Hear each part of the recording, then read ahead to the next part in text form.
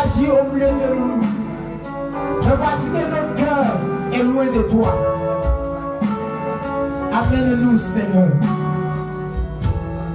à ouvrir nos cœurs à toi pour t'adorer, afin d'expérimenter ce qui est en toi, parce que tu es réel.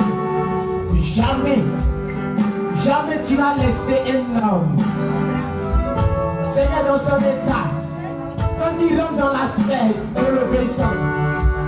Seigneur, c'est pourquoi on t'appelle le Samuel, tu pouvais dire, il y a de toi,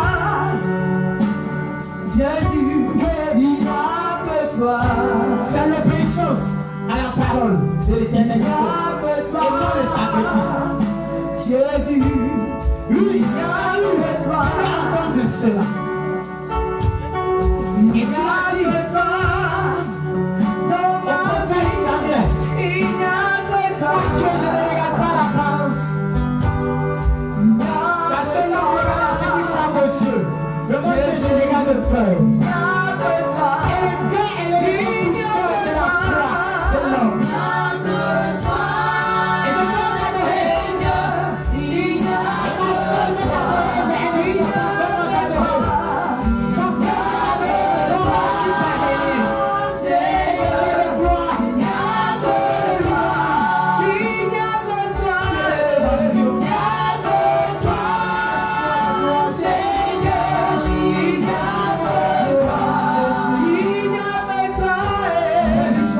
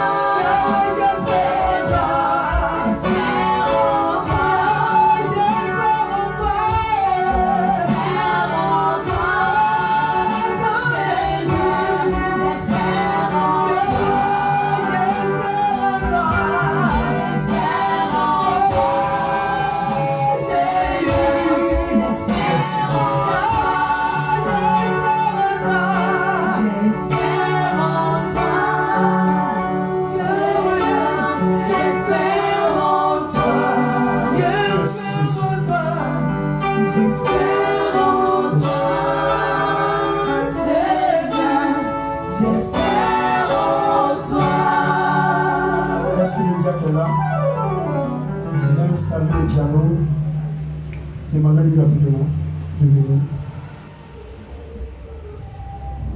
S'il est là, demandez-lui rapidement de venir installer le piano qu'il a envoyé.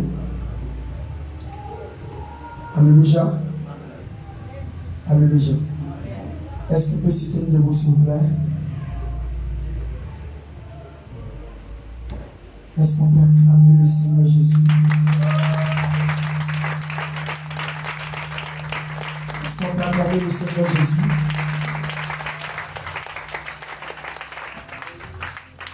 Est-ce qu'on peut acclamer le Seigneur Jésus?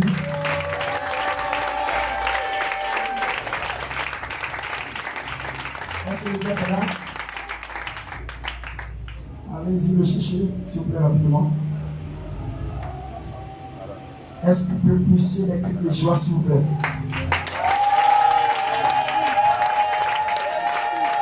Est-ce que vous pouvez pousser les cris de joie, s'il vous plaît? Alléluia. Alléluia. Ton amen ne dégage pas mon onction. Amen. Est-ce que tu veux que Dieu te parle ce matin? Je veux que tu fais bouger en moi quelque chose. Amen. Parce que tu as beaucoup à dire ce matin. Amen. Est-ce que tu peux pousser les cris de joie, faire secouer le ciel et la terre par ton acclamation, par les cris de joie? Alléluia. Alléluia. Est-ce que tu as acclamé le Seigneur pour l'entrée de la semaine de Dieu? Pour l'entrée de la semaine de Dieu, est-ce que tu peux acclamer le Seigneur? Alléluia. Que le Seigneur vous bénisse.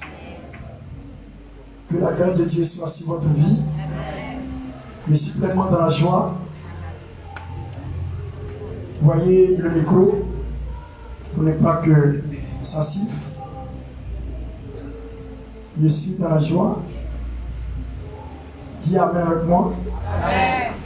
Est-ce que tu es prêt pour qu'on décolle? Est-ce que tu es prêt qu'on décolle? Alléluia. Est-ce que tu es prêt qu'on décolle? Je veux que ce matin, tu te recommandes à Dieu et tu lui dises, Seigneur,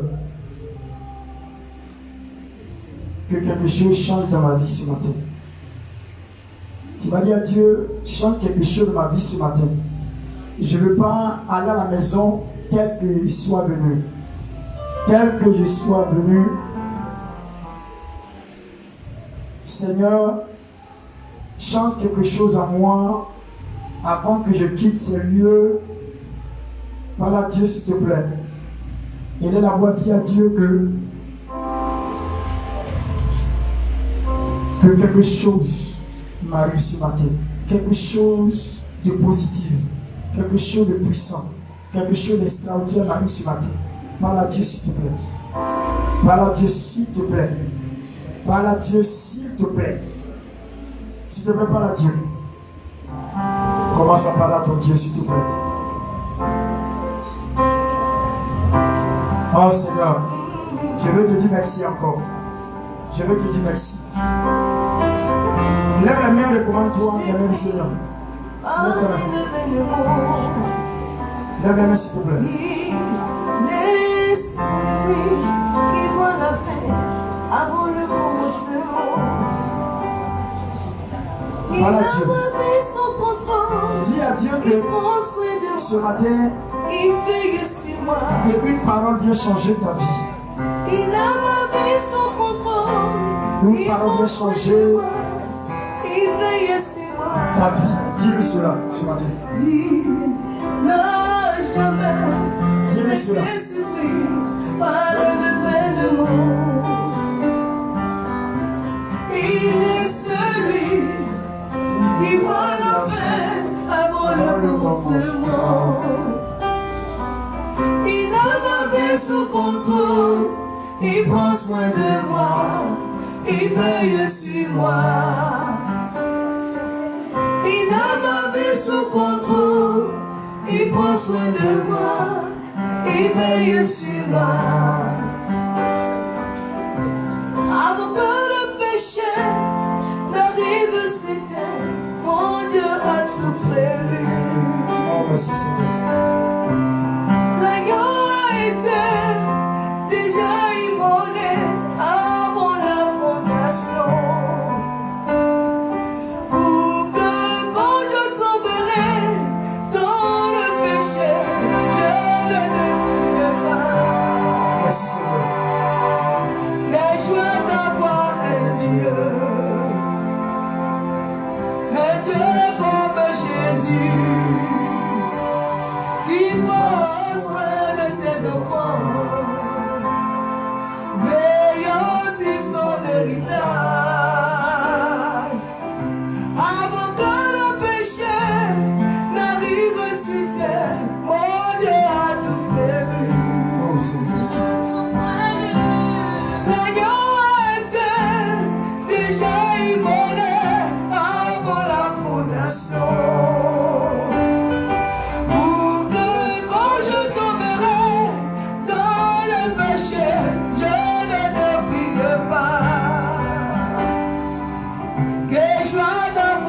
est Dieu.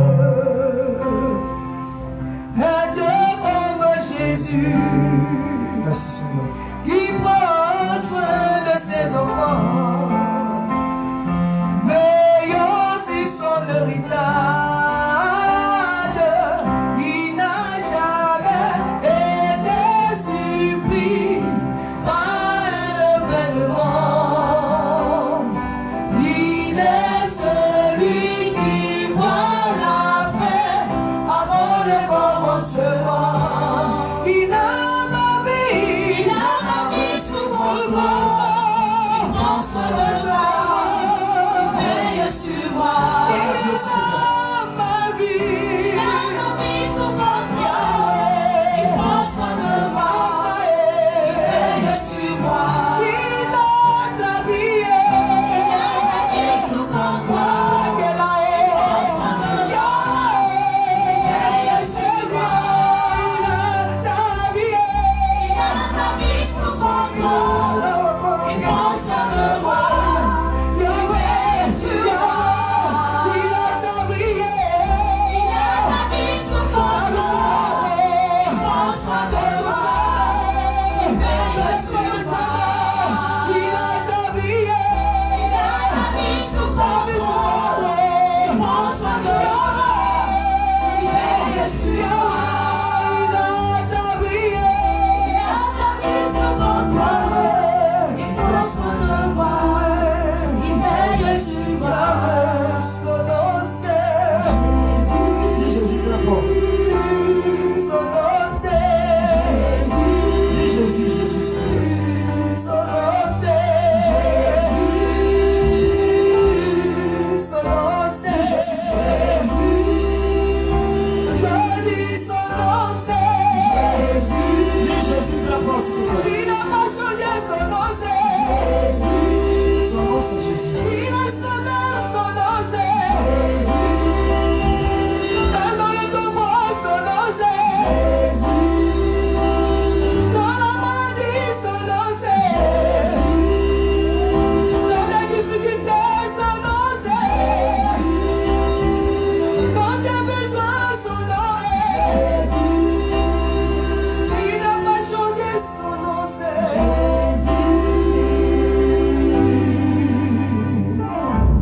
Dis merci à Dieu s'il te plaît. Dis-le merci pour cette rencontre qu'il fait avec toi ce matin. Dis-le merci s'il te plaît. Dis-le merci. Merci Jésus. Merci Jésus. Merci pour cette rencontre que tu fais avec moi. Merci pour cette rencontre que tu fais avec moi. Je suis reconnaissant devant toi. Et merci pour ce moment très favorable. Que ton nom soit élevé, Jésus. Merci. Merci Jésus. Est-ce qu'on peut acclamer le Seigneur très fort? Est-ce qu'on peut acclamer le Seigneur très fort? Alléluia. Le thème de ce matin est un thème invocateur. Tout à l'heure, nous allons avoir la possibilité de profiter de la grâce de Dieu. Dis Amen avec moi. Amen. Tu vas t'asseoir humblement à ta chaise. Voilà. Maman de Kadi fait savoir à Kadi qu'elle doit écouter la parole de Dieu. Voilà. Vous lui faites savoir qu'elle doit écouter la parole de Dieu, qu'elle prête son attention. Voilà. Tu te déplaces, tu lui dis ça. Pour qu'elle prête son attention à ce qu'il va lui prêcher. C'est ce qui va la sauver, c'est ce qui va la guérir, c'est ce qui va lui faire du bien. Dis-lui ça.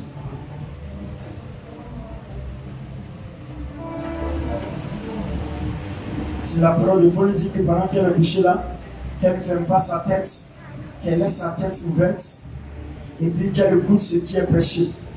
Quelque chose va se passer tout à l'heure à sa vie. Qui croit que Jésus est Seigneur? Qui croit que Jésus est Seigneur? Amen. Qui croit que Jésus est ici? Amen. Là, ton amen ne répond pas à ce que je suis en train de demander. Qui croit que Jésus est ici? Amen. Qui croit que Jésus est dans ces lieux? Amen.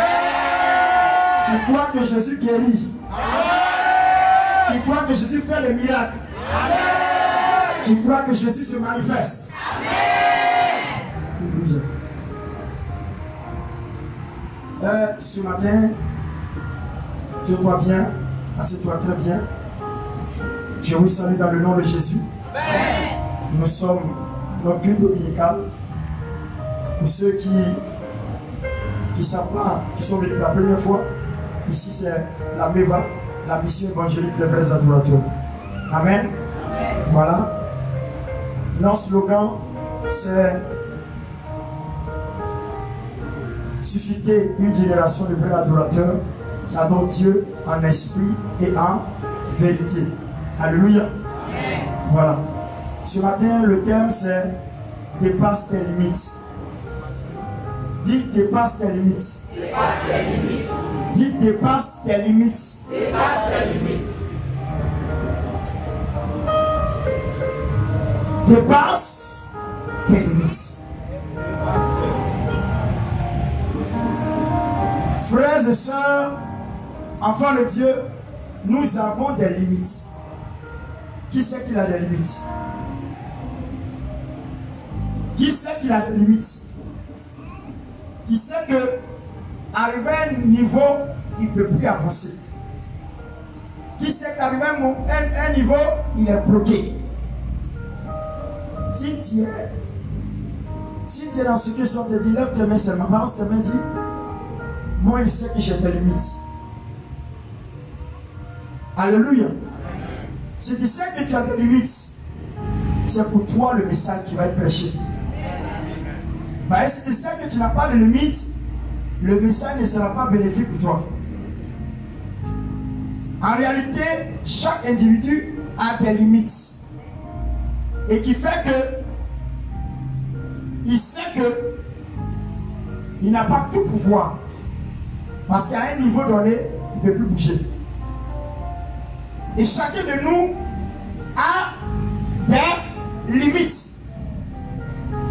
Et c'est pour cela que nous cherchons le Seigneur pour que le Seigneur fasse quelque chose dans notre vie. C'est à cause des limites que nous demandons que le Seigneur nous visite.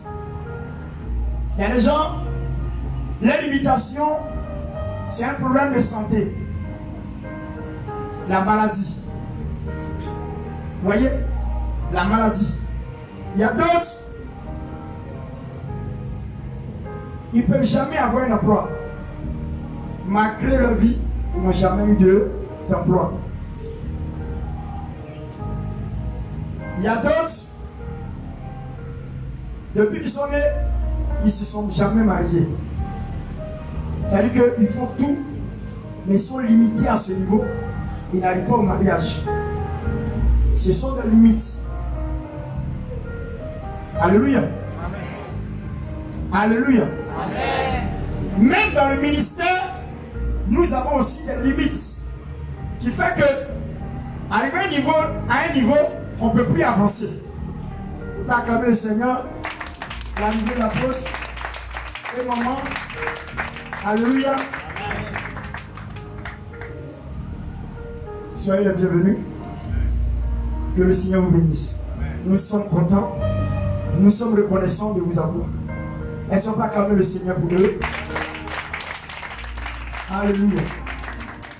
Donc, nous avons tous des limites, même dans le ministère. Pourquoi? Parce qu'à un moment donné, il y a des choses que tu veux faire. Quand tu vois ton frère faire, tu dis, hé, j'ai envie de faire ça, mais tu ne peux pas faire comme lui. Ce sont des limites. Amen. Chaque personne a des dons. Chaque personne a des capacités. Mais nous avons des limites à tout. C'est le Seigneur seul qui n'a pas de limites. Alléluia. C'est pour cela qu'il se nomme éternel. Vous savez, le mot éternel donne à dire, à voir qu'il est sans frontières, sans limites. Parce que éternel veut dire qu'il ne prendra jamais fin. Quand quelque chose est éternel, c'est quelque chose qui ne prend jamais fin. L'être humain a des limites. La mort est une limite aux êtres humains. Quand tu grandis, tu vieillis, arrivé à un moment donné, tu vas savoir, toi-même tu es au courant qu'il y a une ligne qui est là, qui t'attend, c'est que c'est là que tu vas finir. Qui ne sait pas que il sait qu'il va finir au cimetière un jour? Qui ne sait pas? Qui ne sait pas? Donc tout le monde est d'accord avec moi. Hein? Que quelle que soit la manière que nous sommes en train de prier, un jour, on va aller là-bas. Au village tranquille. Il n'y a pas de bruit là-bas. Là-bas, il n'y a pas de bruit. On appelle ça village tranquille. Et ils sont assis, hein? Et puis les gens viennent les trouver. Tu vois, non? Et il ne faut pas chercher quelqu'un. C'est les gens même qui viennent les trouver. Au village tranquille. Donc, tout le monde a les limites. Mais il y a les limites qui ont été imposées par le diable. C'est de ça que je veux parler. Le diable a imposé des limites à chacun d'entre nous. Et qui fait que tu ne peux pas aller au-delà. Or, nous sommes nés pour aller au-delà. Dis, je suis né pour aller au-delà. Pourquoi? Parce que celui qui m'a sauvé m'a donné la possibilité d'aller au-delà. Jésus n'a pas eu de limite. La mort pensait qu'il était la limite de Jésus. Jésus dit, je vais lui montrer que c'est moi qui suis la vie et c'est moi qui donne les ordres. Il est rentré dans le tombeau. Il dit, voilà, il l'a eu. Il est mort. S'il est mort, c'est fini. S'il est mort, c'est fini. Je l'ai eu. Un jour. 2 jours. Le 3e jour, il voit le monsieur se lève. Il dit, sort d'ici. Hein, pour te dire que c'est moi, je suis le maître de la vie. Est-ce qu'on peut acclamer le Seigneur? Alléluia. Le message qu'il va te donner va te propulser. Ça va t'amener loin. Et il y a une action qu'on va poser que le Seigneur m'a montré. Maman, que Dieu te bénisse. Et c'est pas ta femme là. Hey, j'ai un problème avec elle. Non, maman, il y a un problème avec elle. Ce matin, à cause d'elle, j'ai été réveillé. Ce matin.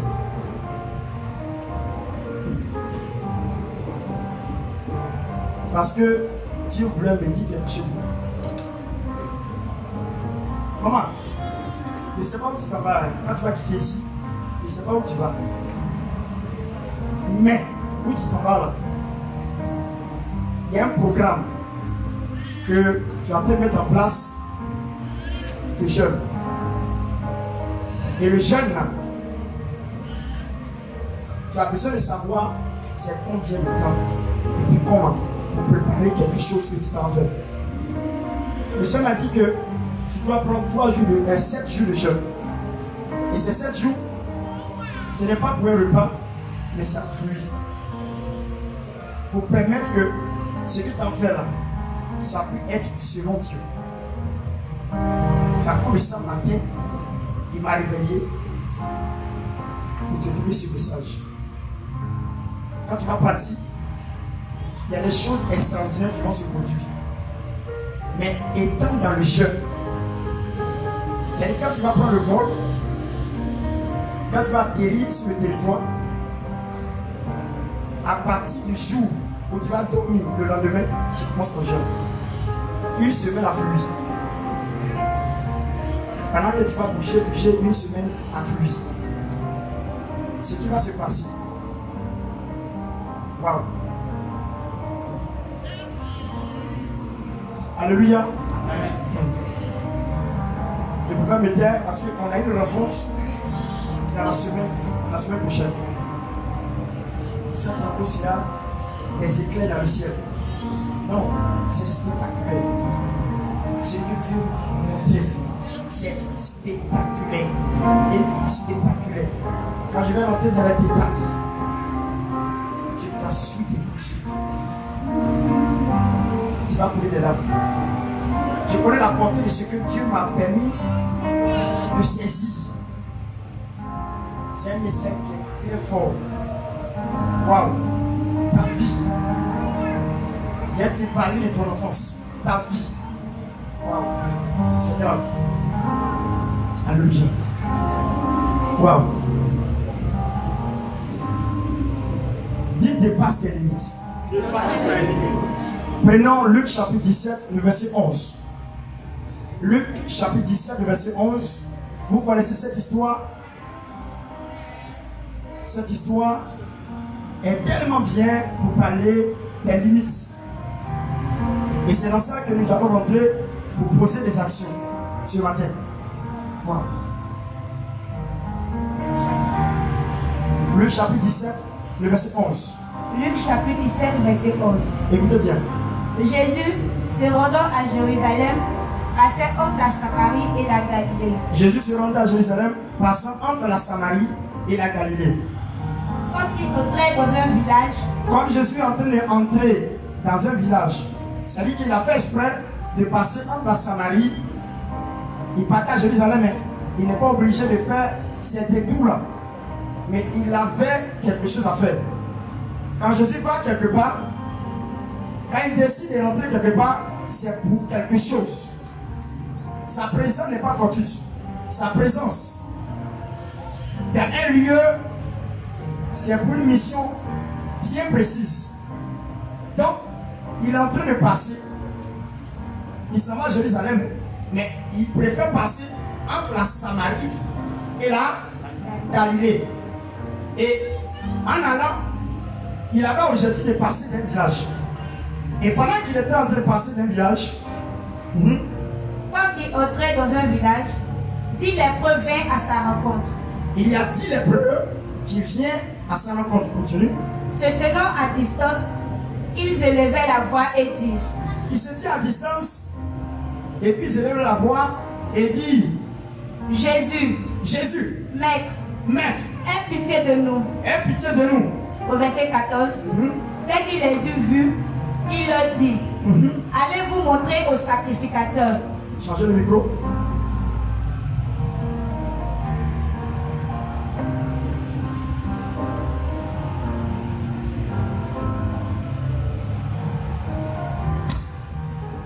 Au verset 14, je reprends. Dès qu'il les eut vus, il leur dit: Allez vous montrer au sacrificateur. Il dit: allez vous présenter au sacrificateur. Et pendant qu'ils y allaient, Pendant qu'ils étaient en train d'aller, il arriva qu'il fut guéri. sur la route, les lépreux sont guéris. L'un d'eux se voyant guéri, Il y a un parmi les 10, il s'est vu guéri. revint sur ses pas, Il revient sur ses pas, il fait demi-tour quoi. glorifiant Dieu à haute voix. Il vient, il fait demi-tour et puis il glorifie Dieu à haute voix. Ça veut dire qu'il n'a pas glorifié Dieu dans le secret. Il y a des gens qui aiment glorifier Dieu dans le secret. Par un moment donné, Dieu aime qu'on le glorifie pour que tout le monde sache que c'est lui qui a fait ce qu'il a fait dans ta vie. On dit à haute voix. Haute voix, c'est quoi? Il a amplifié sa voix pour déclarer gloire à Dieu. Jésus, tu es puissant. Mais par moi, les gens, ils préfèrent parler dans le secret. Ils glorifient. Et ils se disent qu'avec modestie, voilà ce qu'ils font. Non. Dans ça, tu n'as pas besoin que tu manifestes une humilité. Dans ça, tu as besoin que tu le présentes haut. Et que tout le monde sache que c'est le Dieu qui te tient, c'est lui qui a fait. Allons-y. Au verset 16, il tomba sur sa face au pied de Jésus et lui rendit grâce. Il tomba sur sa face au pied de Jésus et il lui rendit grâce. C'était un Samaritain. C'était un Samaritain. Jésus prenant la parole dit: Jésus prenant la parole, il dit, Les 10 n'ont-ils pas été guéris? il pose la question, c'est une question, hein. Ça est un point d'interrogation. Les 10 n'ont pas été guéris. N'ont-ils pas été guéris? C'est une question. Il demande à celui qui est venu, est-ce que vous n'étiez pas 10? Est-ce que vous tous vous n'avez pas été guéris? Dis Jésus voit clair. Dis Jésus voit clair. Il a dit allez-y au sacrificateur. Il voit un qui est venu. Jésus est sûr que les 10 ont été guéris. Or, le dernier, celui qui est venu à ses pieds, n'a pas mentionné que Ses autres frères ont été guéris. C'est Jésus qui mentionne. Il demande, est-ce que les 10 n'ont pas été guéris, vous les 10? Maintenant, lui répond. Et les 9 autres, où sont-ils? Et les 9 autres, toi, et les 9 autres, où sont-ils? Allons-y. Le 7, il trouvait que cet étranger pour revenir donner gloire à Dieu. Il s'est trouvé que cet étranger pouvait venir rendre gloire à Dieu. Puis il lui dit, lève-toi, va, ta foi t'a sauvé. Ta foi t'a sauvé. Est-ce qu'on peut acclamer le Seigneur pour sa parole? Je vais aller pas à pas. Je vais aller pas à pas pour que on puisse aller de l'avant. Dis amen à vous. Dis amen à vous. Amen.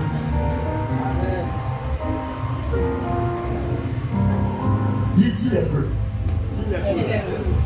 Il a été en train de causer avec un jeune homme qui était venu avec sa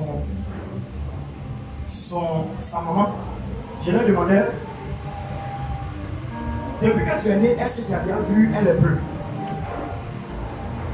Un jeune homme, hein, il a 18 ans cette année, 17 ou 18 ans. Je lui demande, depuis que tu es né, est-ce que tu as vu un lépreux? Il m'a dit non, qu'il n'a jamais vu de lépreux de sa vie. Est-ce qu'il y a des gens ici, on a vu un lépreux? Hein? Mais je ne le vois pas. Toi, tu dis, tu l'as vu où? Je vous demande, vous avez vu le lépreux où? Hein? Hein? Elle est au village. Au village. Oui. À Azopé. Dans les centres. Benjamin. Il y a les centres de léproserie. Les centres de léproserie, ce sont les centres. C'est pas parce que les lépreux n'existent pas. Ils existent bel et bien. Mais seulement, ils ne sont pas agréables à la société. S'il y a quelque chose qui déforme la vie d'un être humain de son apparence, c'est la lèpre. Ceux qui ont déjà vu les lépreux là.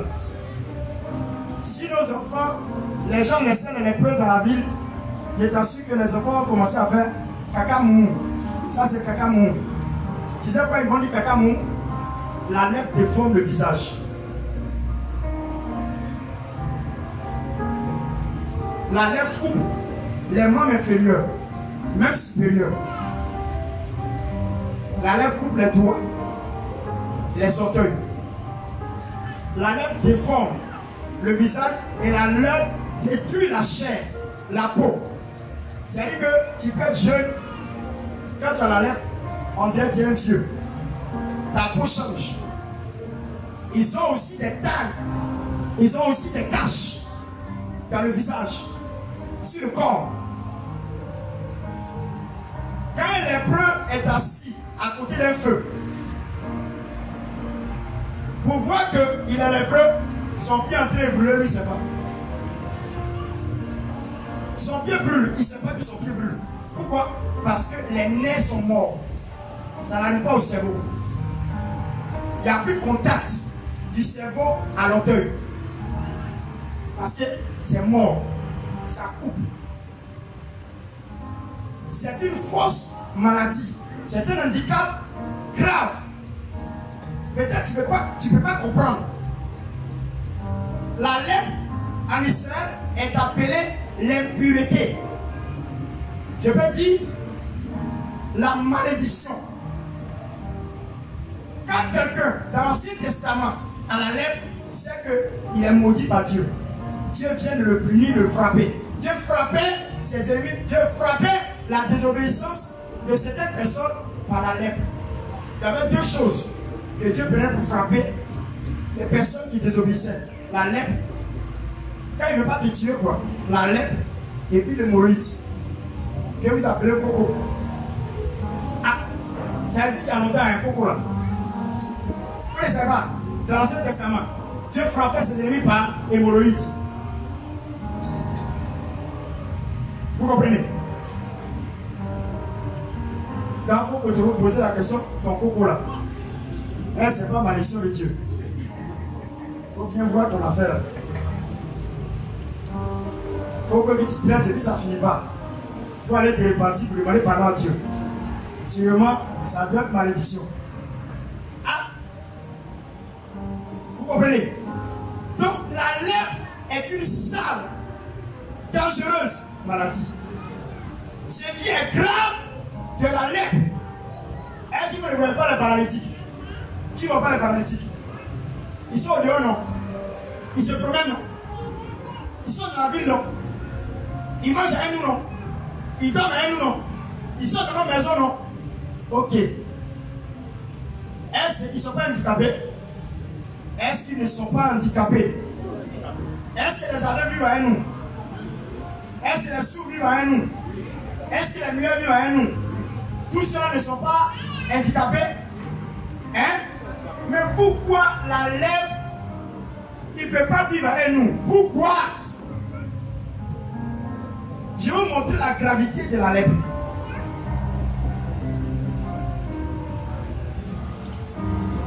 C'est l'impureté. En Israël, quelqu'un qui a la lèpre, si tu as touché, tu es impur. Si un lépreux te touche, tu es aussitôt devenu impur. C'est pour cela qu'on trouve un centre.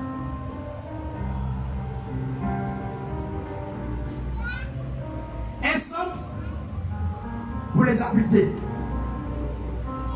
Un centre pour les abriter. Dans la léproserie. C'est là-bas qu'ils habitent. À Boaké, en Côte d'Ivoire, il y a un centre à Boaké qu'on appelle Amaniko. Un centre à Boaké s'appelle Amaniko. C'est là-bas eux ils sont. Il y a Agoville, il y a Azopé, il y a Korogo.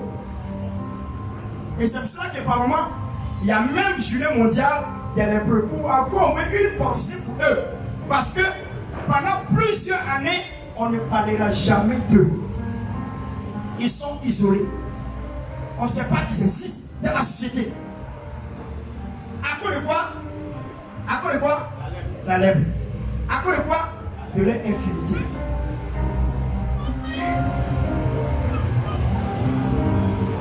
Aujourd'hui, dans notre société, il y a des infirmes, des paralytiques, des estropiés, mais ils sont là, on peut parler d'eux. Tous les autres infirmes, même on trouve même l'espoir pour eux. Dis même on trouve l'espoir pour eux. Il y a basket, 6 chaises roulantes. Il y a un grand coureur estropié. Ils ont mis fer, ils courent. Il y a d'autres qui n'ont même pas pied. Ils courent par les bras. Ça existe. Mais les lépreux, une pensée pour eux ce matin. Je vais vous montrer un peu la gravité de la situation. Ils existent. Mais on ne sait pas. On les oublie. On ne sait pas s'ils existent. Pourquoi? Parce qu'ils ne sont pas présentables. Pourquoi? Parce qu'on ne peut pas les mettre en société. Pourquoi? Parce que eux là, ils doivent être isolés.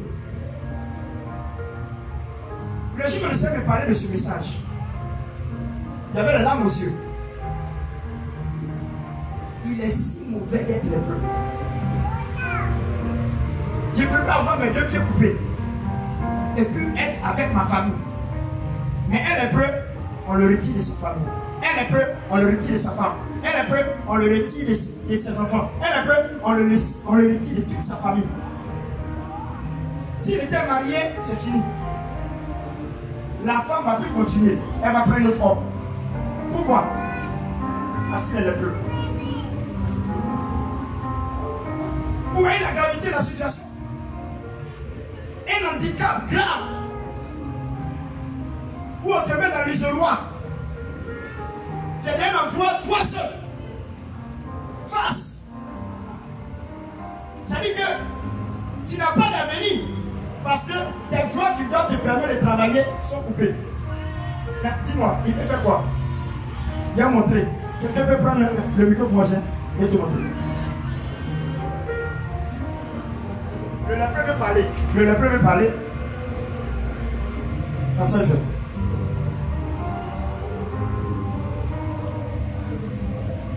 voyez?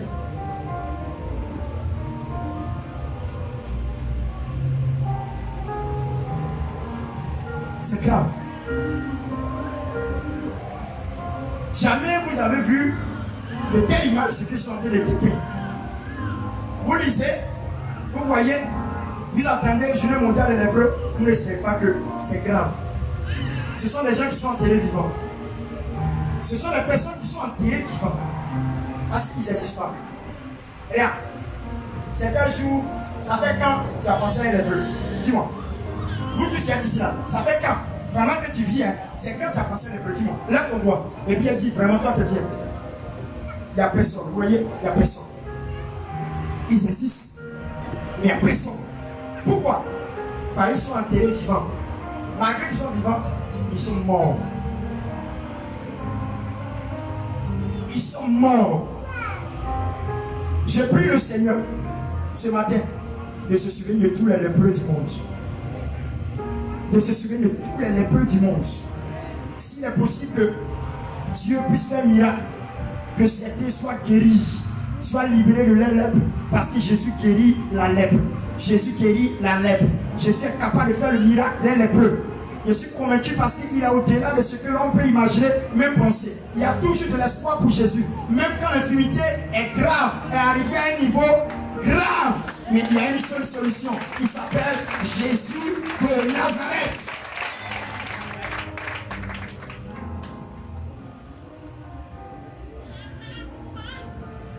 Dans tout le parcours de Jésus, il a pensé à des lépreux. Quand on vous montre la situation géographique de Jérusalem, de la Galilée et puis de la Samarie, c'est un détour d'affaires. Il pouvait aller directement. Mais il veut faire le détour parce qu'il avait un travail à faire là-bas. Je vous en supplie.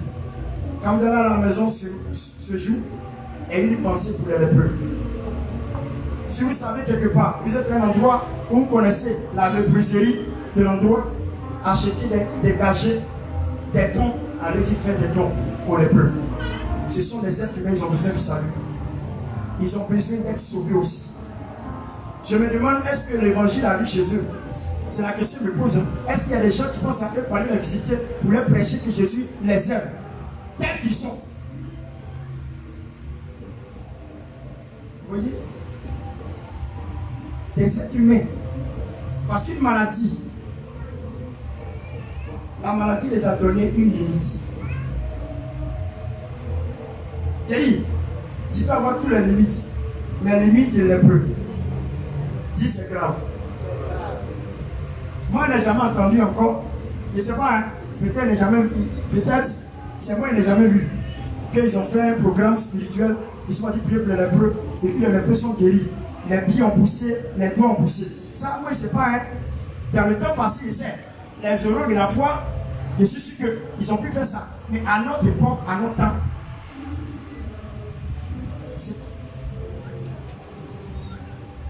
il dit le jour que tu me connais laissé, il y avait des larmes. Il dit les personnes qui vivent, mais ils sont enterrés vivants. On ne sait pas qu'ils existent. On ne sait même pas qu'ils existent.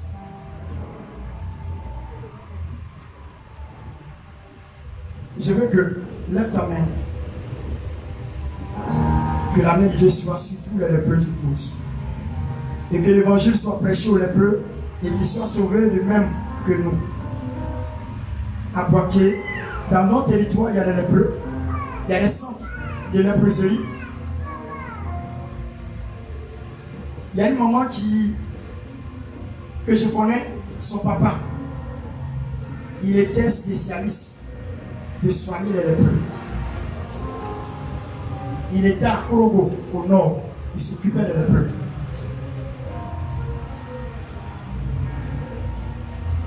Que le Seigneur Tout-Puissant porte son regard sur tous les lépreux, dans tous les continents, partout où ils sont, ceux qui ont été oubliés, mais aujourd'hui, Dieu veut qu'on parle d'eux. Dieu a permis que cette histoire soit écrite afin qu'un jour, dans nos messages, nous parlons d'eux pour qu'on sache qu'ils existent. Je prie que le Seigneur touche et que plusieurs lépreux soient sauvés dans le monde. Dieu me donne la possibilité d'aller les visiter. Je fais des recherches, voyager pour aller dans les lieux, pour faire des dons et même prier pour eux, leur prêcher Jésus de Nazareth. Afin qu'eux aussi, ils soient sauvés. Pour leur dire qu'il y a encore de l'espoir.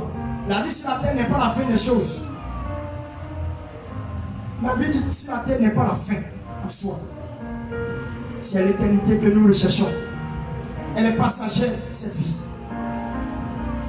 La vie du ciel est éternelle. Pourquoi chercher quelque chose qui finira un jour au lieu de penser à ce qui est éternel? Merci Seigneur. Merci. Amen. Écoutez-moi bien. Écoutez-moi très bien. Wow. Pendant que Jésus passait, il fait exprès de passer. Par moi, Jésus passe. Il fait exprès de passer à côté de toi. Il fait exprès de passer dans ton carrefour. Il fait exprès de passer quelque part, là où tu es. Pourquoi? Parce qu'il aime tirer l'attention. Il y a des cas de figure où Jésus va directement chez la personne qui est concernée. Il y a des cas où il ne va même pas chez la personne qui est concernée, mais il passe non loin de la personne qui est concernée. Jésus aime que chacun ressent le besoin de sentir le besoin de ce qu'il veut afin de l'interpeller. Par contre, Dieu veut que tu le pries. Il sait que tu as un problème. Il sait que tu as des difficultés. Il sait que tu as telle chose. Mais par contre, Dieu veut que tu lui demandes. Il veut qu'il crie en toi. Il veut sentir en toi le besoin. Je suis passé par là. Vous savez ce qui m'a plu? Léproserie, il n'y a pas dit lépreux là-bas. Dans un centre de léproserie, il n'y a pas dit lépreux. Moi, je peux donner le nom que je veux. Pourquoi? Parce qu'ils n'ont pas estimé dans la Bible. C'est un camp. C'est un camp de léproserie. Ça veut dire qu'ils sont plusieurs. Ils sont plus que 10. Moi, je vais prendre le chiffre 100. Ils étaient 100 dans le camp. Les 10, avant que cette histoire ne soit écrite, pendant qu'ils étaient dans le centre, ils avaient une entière disposition. Dis à ton prochain ce matin, il faut avoir une entière disposition avant que le prophète n'arrive vers toi. Il faut avoir une entière disposition avant que le prophète ne dise quelque chose sur toi. Il faut avoir une entière disposition afin que le prophète parle sur ta vie. Dis à ton prochain cela. Dis à son prochain cela. Je vous assure que ça n'a pas été instantané. La chose a été préparée. Je suis sûr que le jour où Jésus est passé, ils avaient déjà nourri dans le camp. Vous savez, quand tu as un handicap, le 6e sens est développé. Je vous donne un exemple. Moi, j'ai habité vers l'Institut des aveugles de Yopougon, de la ville dans le quartier où je suis. Yopougon. Il y a un institut là-bas qu'on appelle l'Institut des aveugles. Quand il y a les aveugles, tu es dépassé de la manière que ils sont habiles. Dis habile. Vous savez pourquoi? Parce que quand un sens est touché, Dieu comble le sens qui est touché, il comble ça d'une autre manière. Donc ça fait que ça devient 6 sens. C'est ce qu'on appelle le 6e sens développé. Un aveugle, sa capacité d'entendement est extraordinaire. Je suis bien placé pour parler de ça. Vous savez pourquoi? Parce que moi, mon père fut aveugle. Avant qu'il ne meure, il était aveugle. Mon père sort de sa maison. Quand il sort de la maison, il va à la douche seul avec sa canne. Il ne sait pas comment il fait. Par contre, il était petit, il dit accompagne-moi. Il dit, ah, tu es trop fatigué les gens. Il était petit, il dit allez jouer mon ballon, il ne faut pas me fatiguer. En fait, ta canne pour t'envoyer là-bas. Lui seul, et puis ça va, puis il revient. C'est extraordinaire. Il était petit. J'ai vu ça de mon père. Vous savez ce qui m'a étonné encore? Le 6e sens s'est développé. Hein? Il connaît tous les pas de chaque enfant. Il sait comment tu marches. Quand tu marches, il entend le bruit net, il dit ton nom. Il sait que c'est toi. C'est extraordinaire. Tu es au dehors, tu parles. C'est comme ils ont mis baffe dans son oreille, dans tout. Son oreille. Ah. Le sixième sens est développé. C'est extraordinaire. Donc pendant que j'étais dans le camp, ils ont commencé à avoir une disposition. Non, disposition c'est petit. Une prédisposition. Vous voyez pourquoi Dieu ne peut pas faire grand chose dans votre vie? Parce que quand vous quittez au culte là, dès que vous êtes levé dans son sein, vous allez venir. Il n'y a pas de préparation au culte. Un culte se prépare à la veille avant de venir ici. Vous quittez, vous réveillez, vous lavez, vous faites votre petite prière le matin.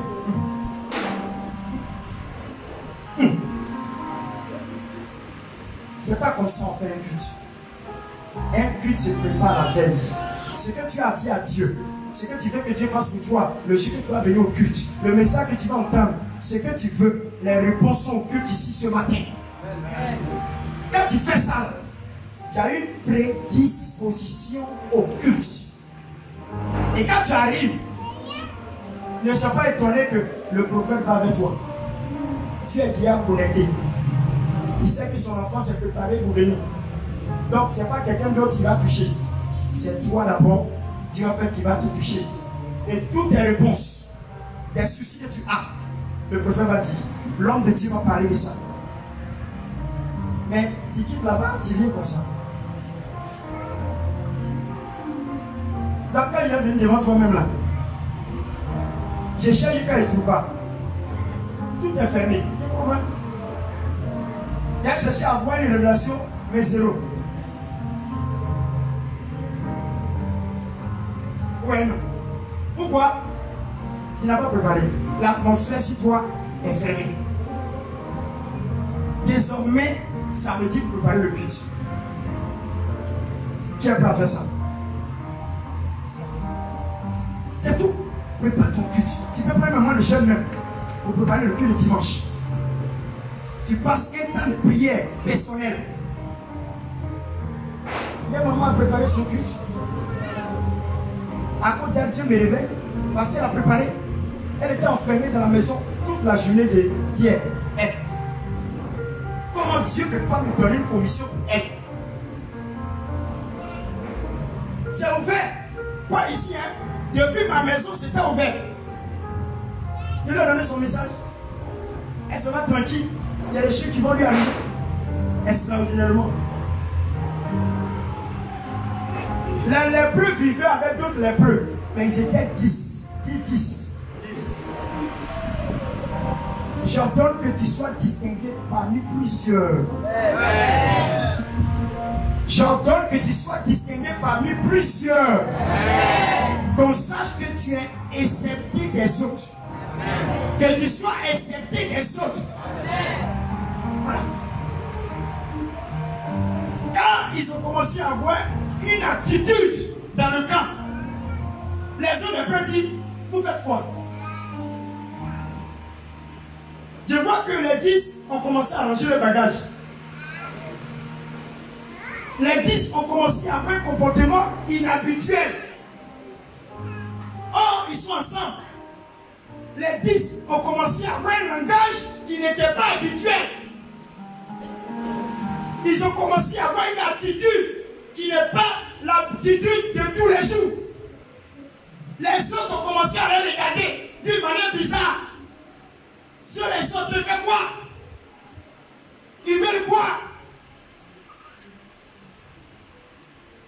Ils ont pris une décision. La première chose, pour dire rien que tu dépasses tes limites, il y a une prise de conscience et une prise de décision. Tu es conscient dans l'état que tu es. Tu sais ce que tu vis. Il y a d'autres qui préfèrent demeurer dans leur limitation. Vous savez quoi? Ils mettent sur Dieu. Ils ont tout fait. Tout fait pour avoir la possibilité, pour avoir les limites. Comme c'est bloqué, ils ont tout fait, ça n'a pas marché. Il dit, ça dépend de Dieu. C'est Dieu qui a décidé comme ça. Dis amen avec moi. Il dit, Dieu a décidé comme ça. C'est que ça a resté comme ça parce que il a tout fait, ça ne marche pas, c'est que c'est Dieu qui veut. Donc c'est fini, hein? Il ne fait plus d'efforts. Et ce qu'il a dit, c'est la volonté de Dieu.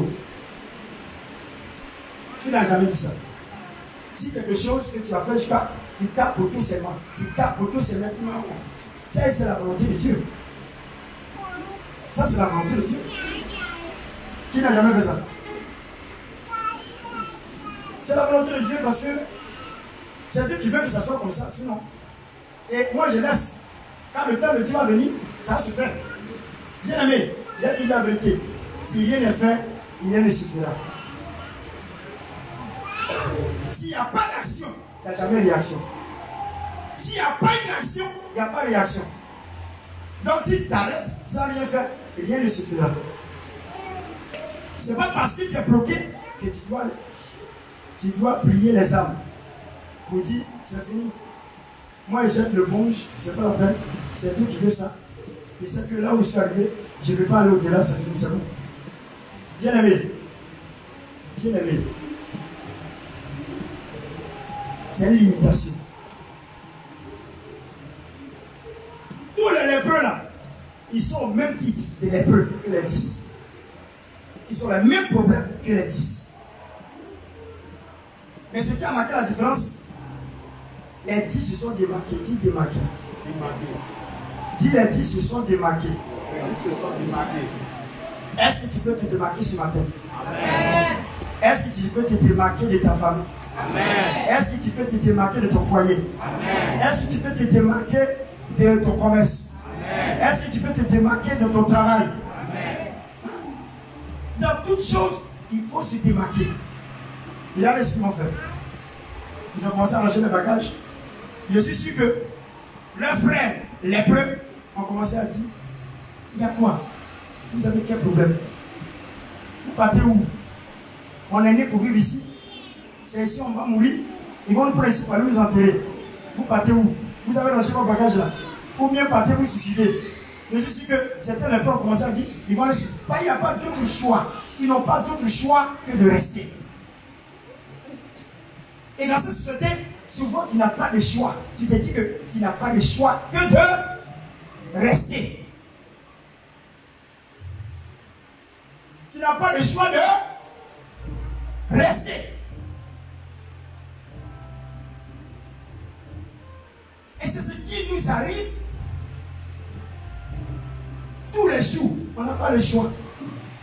Les 90, les peuples qui étaient dans le camp, ils n'ont pas le choix que de... Parce qu'il n'y a rien qui peut changer de leurs conditions. Il n'y a pas d'espoir pour ça. Il n'y a pas d'espoir. Pour eux, ils doivent rester lépreux toute leur vie. Est-ce que tu n'as pas dit que ta situation va rester toute ta vie? Est-ce que tu n'as pas dit que ta situation va rester toute la vie?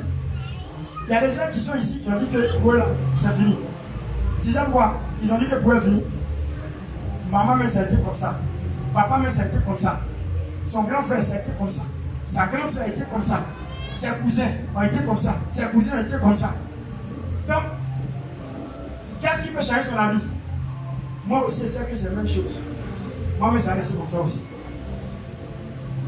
Et souvent, c'est comme ça que ça se passe. Quand ils ont commencé à avoir disposition,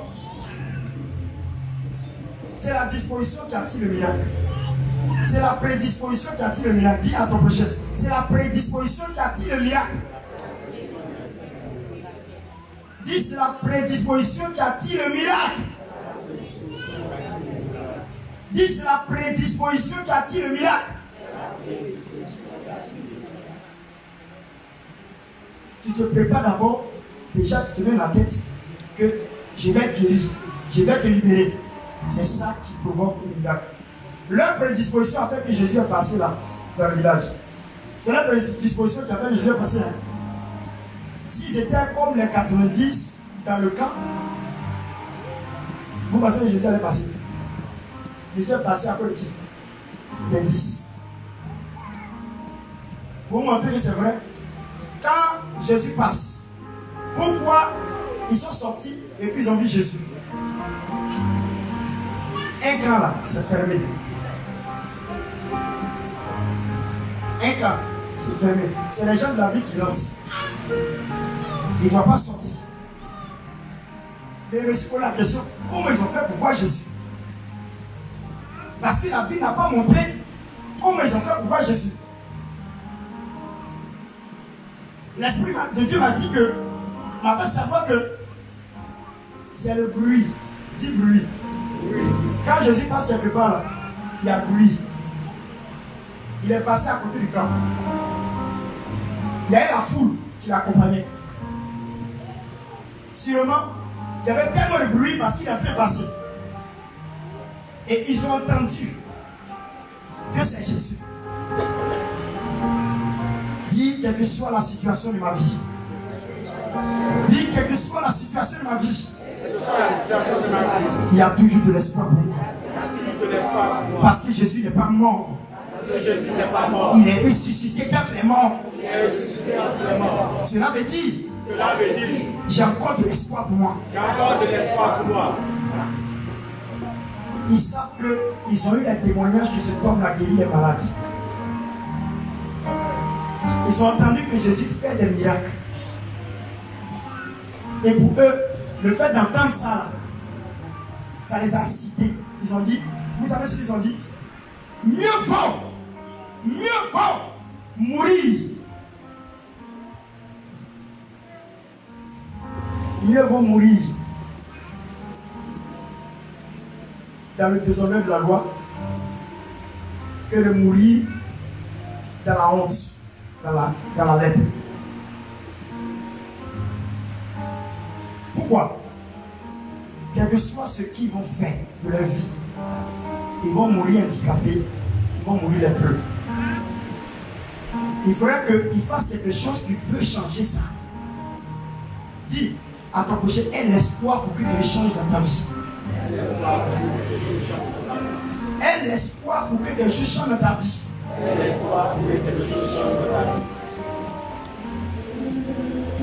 Ils sont fatigués de vivre la même chose, la routine. Il y a des gens ici qui vivent les mêmes choses chaque jour, chaque année, dans leur famille. C'est la même chose. Et rien ne change. C'est la routine. Chaque année, c'est la même chose. Chaque année, c'est la même chose. Chaque année, il n'y a jamais eu bonheur. Il n'y a jamais eu grâce. Toujours, c'est la même chose. Tu n'es pas fatigué? Dis à ton prochain, est-ce que tu n'es pas fatigué de vivre la même chose? Les 10 ont dit qu'ils sont fatigués de vivre la même chose. Il est mieux qu'ils prennent des risques. Dans la loi de Moïse, aucun lépreux ne doit sortir. Si tu sors, on te lapide et on te tue. Voici la loi qui est écrite. Un lépreux ne doit pas sortir dehors de son camp. S'il sort, on le tue. On doit le lapider. Donc c'est un risque de sortir.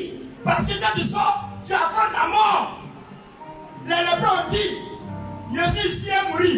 C'est mieux qu'on me tue. Pourquoi? Parce qu'au moins, j'aurais risqué à changer l'histoire de ma vie, l'histoire de ma génération, l'histoire de ma famille. Il est mieux de prendre le risque. Il est en sortie. Vous savez ce que la 90 ont dit? Paix à son âme. Paix à votre âme. Paix à votre âme. Parce qu'ils savent où ils sortent là. C'est pour mourir. Parce que la loi dit qu'ils vont les lapider. Ils sont au courant qu'ils sont mouris. Là, il dit paix à leur âme. Je suis sûr que les 90 ont résisté. Le chef même qui est là-bas a dit, mon frère, mes frères, laissez tomber cette histoire. Je ne veux pas que vous mourrez ensemble ici en communauté. Dis, on est dans un lieu, mais on n'est pas la même chose. Dis, on est dans le même lieu, mais on n'est pas la même chose. On est tous en Côte d'Ivoire ici, mais on n'est pas la même chose. C'est la vérité. C'est pas parce qu'on est tous les prêts qu'on est la même chose.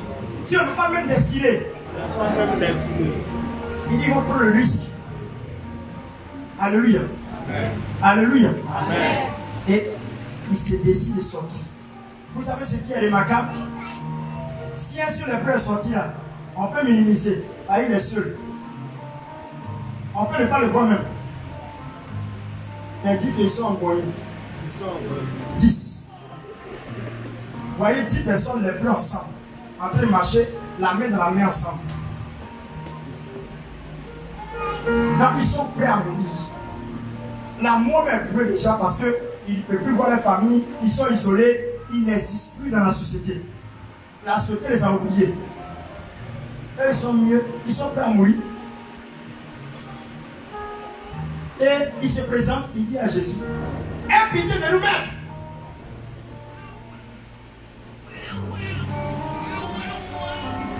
Alléluia. Ils ont confiance en lui. Ils savent que le maître peut le guérir. Si tu veux, tu peux le guérir. Alléluia. Amen. Alléluia.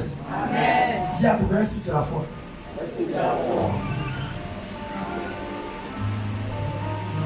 La lèpre, c'est une maladie.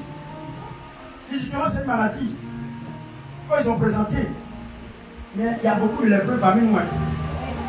Non, il y a beaucoup de lépreux. Parce que tu es privé de certaines choses que tu veux. Tu es lépreux. Qui n'est pas privé de quelque chose qu'il veut ici? Qui n'est pas privé de ce qu'il veut ici? Tu as tout.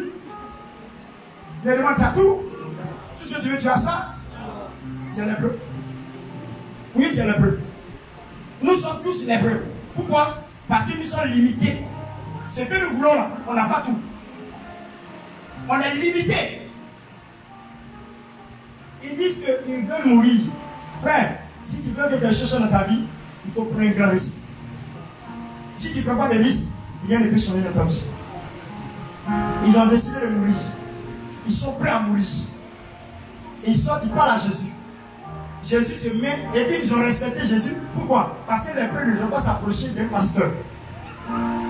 Il est impur. Il ne peut pas s'approcher de celui qui est saint.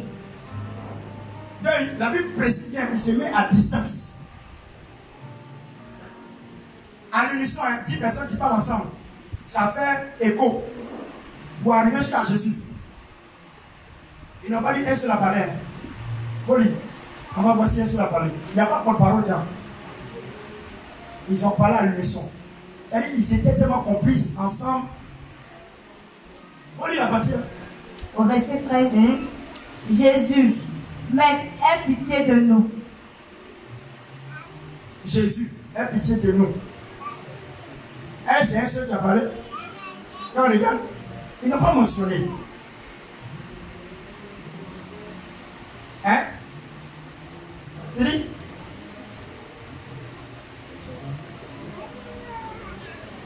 Ils élevaient. Au verset 10, disent quoi? Ils élevaient la voix. Ils élevaient la voix. 10 personnes qui parlent ensemble. Jésus est obligé d'entendre. Ils sont complices dans leur évasion. 10 sont compris dans leur évasion. 10 sont compris dans leur évasion. Ils sont complices. Alléluia. Alléluia. Ils sont complices, ils sont complices. Ah. Alléluia. Et regardez bien ce que Jésus va dire.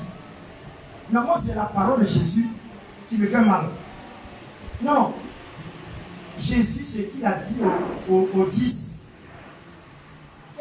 Les gens qui sont en train de crier, aie pitié de nous, tu peux nous guérir. Et puis il y a ce que tu dis. Dis-toi, est-ce que Jésus ne peut pas toucher quelqu'un pour guérir? Est-ce que Jésus ne peut pas s'arrêter à distance pour dire, soyez guéris sur place? Il ne peut pas. Mais pourquoi il peut le dire ça là?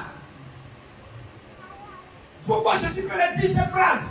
Allez vous présenter au sacrificateur.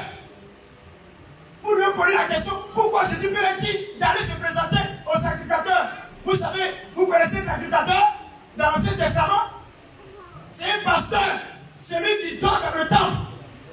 Eux, ils ne sont pas habilités à rentrer dans le temple. Ils ne peuvent même pas s'approcher autour du temple. Pourquoi? Parce que c'est un lieu fréquenté par les hommes. Si on les voit, ils vont les lapider. Et puis le Jésus a dit, allez-y. Laissez-moi vous dire, vous donner la révélation. Vous savez, ils sont sortis, non? Ils ont plus gros qu'elle. Ils sont sortis. Jésus a constaté qu'ils sont sortis du camp. Il a dit maintenant, si vous avez la foi, démontrez-moi votre foi. Il dit, si vous avez la foi, démontrez-moi. Pourquoi? Parce que la foi sans les œuvres, elle est morte. Elle est morte. Elle est morte. Elle est morte. Elle est morte. Elle est morte. Elle est morte. Ils veulent démontrer. Jésus dit, démontrez-moi. Moi, je n'ai pas vu dedans. Vous êtes sortis, c'est vrai. Mais moi, je n'ai pas encore vu dedans. Ce que vous voyez dedans, là, vous êtes au dehors. Démontrez-moi que vous avez la foi. Parce que le fait de sortir, c'est un risque. Contre la mort. Contre la limitation. Mais je veux que vous allez plus loin que ça. C'est quand il dit à Pierre, va en eau profonde. Il dit, il a pêché toute la nuit. Il avait des limites. Il a pêché toute la nuit, il n'a rien eu. Jésus lui dit, il faut dépasser le niveau où tu as l'habitude de pêcher. Il faut aller en eau profonde. Dépasse tes limites là-bas. Et tu vas voir qu'il y a un miracle qui va se produire. Alléluia. Va au-delà. Va au-delà de tes limites. Il dit, allez vous présenter. Tu sais ce qu'ils ont dit? Les 10. Ils sont ensemble. Ils ont dit, tu sais, mon frère, où on est sorti là? On est bien mort. Je ne sais pas pour aller là-bas là. Tu vas nous tuer encore. On est bien mort où on est sorti. Prenez le risque de mourir en même temps. Dis-moi, quelqu'un qui est mouillé, il a peur de l'eau? Celui qui est mouillé, il a peur de l'eau? Celui qui est mouillé, est-ce qu'il a peur de l'eau? C'est fini. Il en a fait le plus compliqué. Il est sorti du camp. C'est pas aller chez le pasteur là qui a problème. On va lui montrer que nous on est plein plus que lui-même. C'est pas le fait de partir chez le pasteur qui compte, c'est le fait de démontrer qu'ils vont aller. C'est ça qui est important. Pendant qu'ils étaient en train de partir, la Bible déclare qu'ils ont été tous guéris de la lèvre. Ils ont été tous guéris de la lèvre. Alléluia! Est-ce que tu peux dépasser tes limites ce matin? La foi, c'est pas l'embouche. La foi sur les actes. Amen. Maman, tu crois que ta fille là, elle va plus avoir problème de tête? Tu crois? Est-ce que tu crois? C'est le problème pour croire. Les lépreux disent que, et quoi? Tu comprends? La foi c'est simple. Mais est-ce que tu as foi en Dieu? Tu es musulman. Est-ce que tu as foi en Dieu? Tu crois que Dieu peut tout? Tu crois que Dieu peut tout? Tu crois que Dieu peut guérir ta fille? Tu crois? Sérieusement?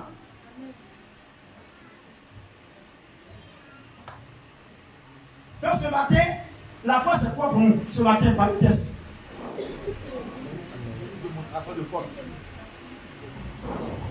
La foi ce matin chez nous, c'est que nous sommes en train d'étudier. C'est quoi? Démonstration de puissance. C'est ça? De force. Allez-y, terre à terre, j'ai bien parlé de ça. Pendant que tu es en train de prêcher. C'est de prendre le risque. Il y avait une croisade, homme de Dieu. Une croisade. Il y a un endroit là, on fait la croisade. Chez le pasteur de l'église baptiste, Œuvre Mission, John Robert. Ils ont un grand espace là. C'est là-bas ils font une croisade. Si Amen. Ils ont envoyé un homme de Dieu pour venir prêcher les États-Unis. Pendant que j'étais assis, écoutez-moi très bien ce qu'ils sont en train de dire. Les musulmans sont venus ce soir pour chercher le miracle parce qu'il y a une fille qui est paralysée. Beaucoup de musulmans. Hein? Donc l'homme de Dieu a commencé à dire, au nom de Jésus, marchez, voyez, au nom de Jésus, vous qui êtes malades, soyez guéris. Et ils ne connaissent pas, ils ne ferment pas les yeux. Et ils ne connaissent pas ça. Et ils vous regardent. Sa voisine, il y a une de ses soeurs qui a commencé à marcher. On crie là-bas, l'autre se lève là, ça crie ici. Mais elle voit que sa fille ne peut pas marcher. Elle regarde. Elle regarde. Toi, lève-toi. Elle a soulevé. Elle a levé. La fille a commencé à marcher. Musulmane. Musulmane. Tes amis marchent. Toi, tu es assis là pourquoi? Lève-toi là. La foi violente.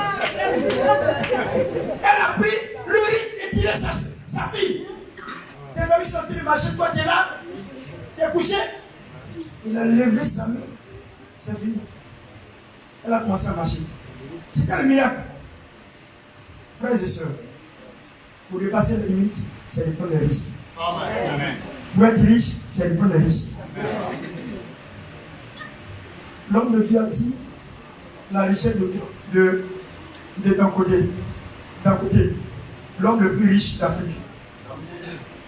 D'un côté. Vous comprenez? C'était à la croisade de Osborne. Il avait invité Osborne à venir faire une croisade au Nigeria. À leur retour, il y a une place qui manquait. Une place qui manquait. Et c'est occupé. On dit, c'est fini, il n'y a plus de place. Ça veut dire qu'il y a un Américain qui doit rester. Donc il est plus demande dans l'avion, est-ce que quelqu'un peut donner la place? Est-ce que quelqu'un peut donner la place?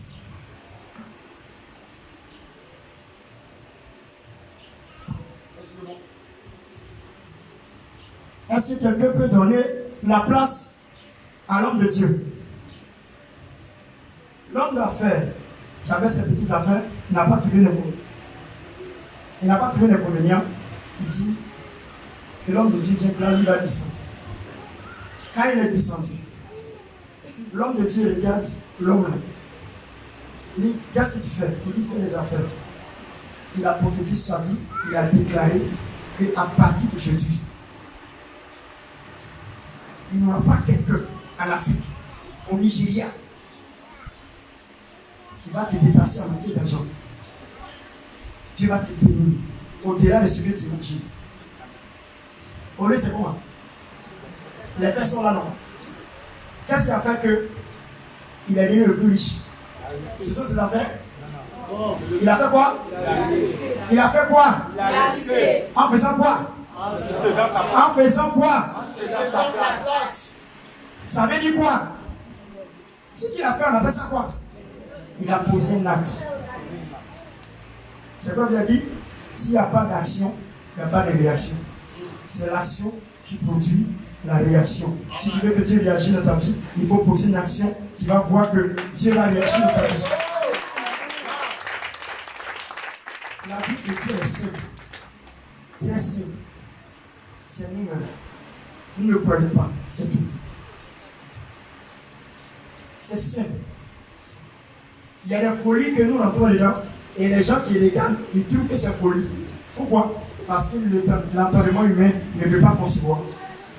Il y a des gens, quand tu vas poser à la maison, ils vont trouver que toi tu es fort, tu es fou.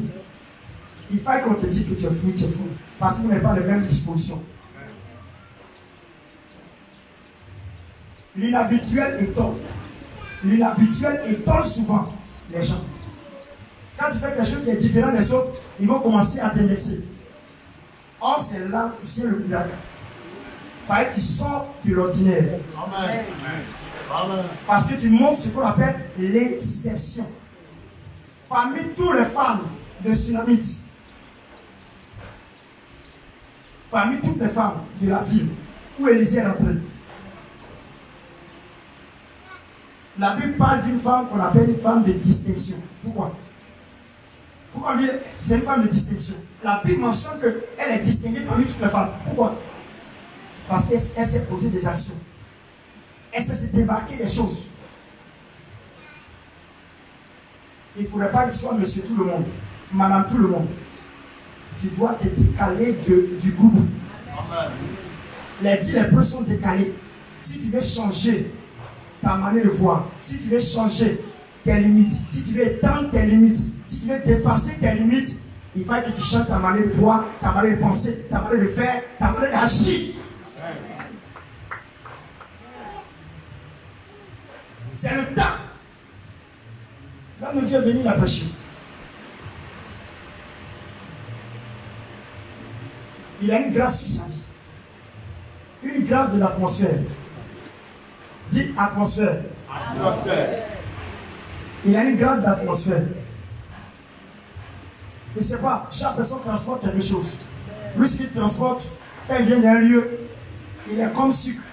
On ne sait pas, il est dessus quand tu vas voir qu'il n'y a pas de fourmis. Il faut jeter carreau le sucre. Tu ne sauras pas où ils sont quittés pour venir dessus. C'est comme ça. Il est venu ici, il y a une atmosphère. Peut-être quelqu'un ne constate pas. Moi je prie. C'est moi qui ai conduit l'œuvre. Je sais ce qui se passe. Il y a quelque chose qui peut se passer dans les cieux. Jusqu'à le diacre même a eu un songe. Jusqu'à le diacre a eu un songe qui mentionne l'atmosphère dans laquelle on est embarqué. L'homme de Dieu est parti quelque part. Il a croisé un homme de Dieu dans le quartier. Ils étaient trois. Fidèles là, ils sont trois. Il y a au moins 100 chaises. Trois fidèles. Trois fidèles, toi. Monsieur, madame, enfant. Et puis toi, fidèle. C'est-à-dire eux là, plus, ça est 6. Sinon, trois fidèles, eux ne se comptent pas dedans quoi. Et ils comptent ceux qui sont arrivés, trois. Il les a croisés. Il a fait 2 jours. 2 jours, c'est rempli. 2 jours, le point est rempli. Il transforme une atmosphère. Vous comprenez? Chaque personne a son onction.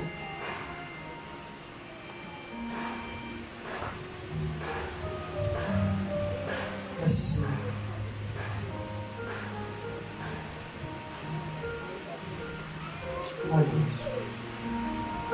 Est-ce que tu peux quitter, tu peux dépasser tes limites ce matin? Amen.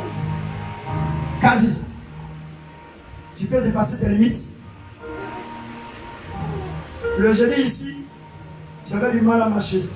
J'étais couché. L'homme de Dieu a prié. Elle marche. C'est parce que elle a mal à la tête. C'est qu'elle est couchée. Sinon, elle marche. Il faut lui montrer, il faut te lever. Lève-toi. On va acclamer le Seigneur. C'est pour terminer ce que Dieu a commencé.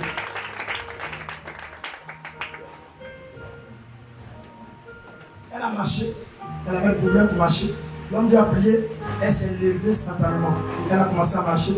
Il y avait la frontière qui était gardée ici.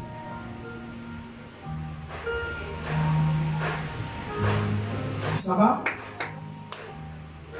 Yéli, si toi tu es guéri, il y a quelqu'un qui a mouru à la maison. Si toi tu es guéri, quelqu'un a mouru à la maison. Si toi tu es guéri, il y a quelque chose qui va se passer à la maison. Amen.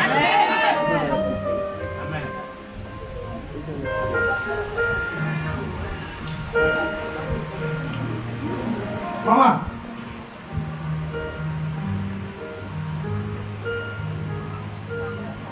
c'est pas où Dieu souffre. Cette femme,